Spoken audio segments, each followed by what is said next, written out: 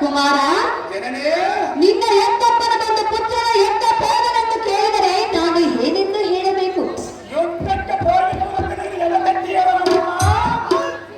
ಕಂದನಾದ ಅಭಿಮನ್ಯು,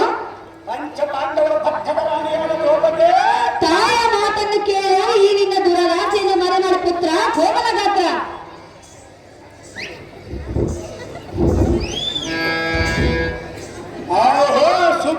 ಸಿರಿಮಣಿಯರಾದ ಅಗ್ನಿ ಸಂಪೂರ್ಣೆ ಶೀಘ್ರವಾಗಿ ಅದರ ಹತ್ತಿರ ಮಾಡು.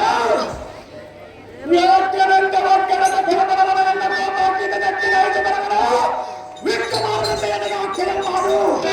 ಹೌದೇ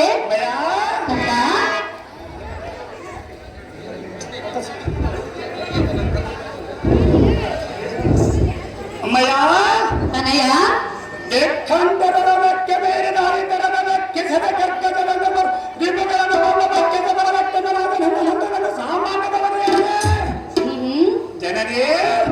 ಕುಮಾರ, ಮೆಟ್ಟಿ ನೀಡಿದ ಕೌರವನ ಬರಬತ್ತ ಸೊಕ್ಕಿನೆಂದರ ಕಾಮವನ ತೆಟ್ಟು ಪಾನವನ್ನು ಮಾಡಿ ಭಾರತವಾದರೆ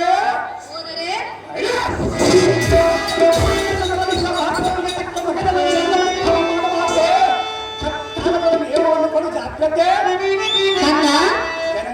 ನೇಮವನ್ನು ಕೊಡುವಂತೆ ಒಂದೇ ಹಠವನ್ನು ಹಿಡಿದು ಕೇಳುತ್ತಿರುವೆಯಾ? ಹೌದು ಅಮ್ಮಯ್ಯ, ಈ ನಿನ್ನ ಮನ್ನ ಬುದ್ಧಿಯು ಸರಿಯಲ್ಲ. ಅಮ್ಮಯ್ಯ ಕುಮಾರ, ಜನನೇ ಏನು ಕೇಳು.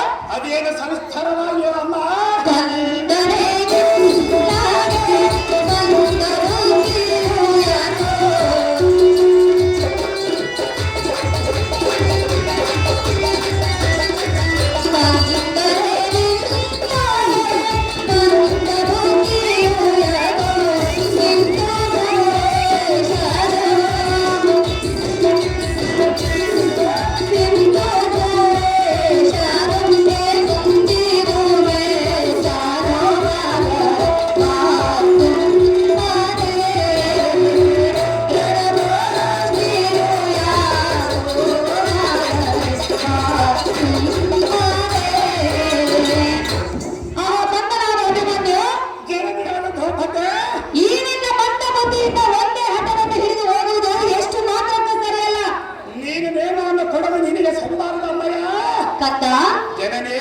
ಹಿರಿಯರಾದ ಎಲ್ಲ ಮಾತನ್ನು ಧಿಕ್ಕಾರ ಮಾಡಿ ಹೋದರೆ ನಿನ್ನ ಕಾರ್ಯವು ಎಂದಿಗೂ ಜಯವಾಗಲಾರದೆಂದು ತಿಳಿದುಕೋ.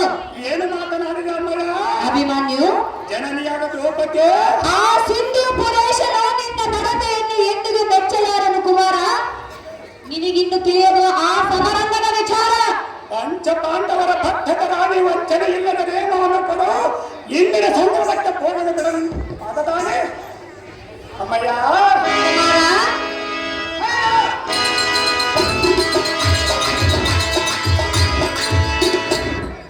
ಜನರೇ ಕಂದ,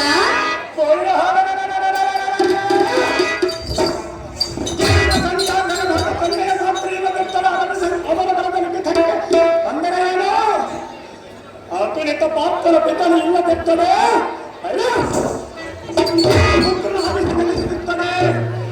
ಹೆಚ್ಚಿಗೆ ಬರಲಿಕ್ಕೆ ಶಕ್ತಿವಂತನೇನೋ ಆ ಚಕ್ರಾಸ್ತ್ರವನ್ನು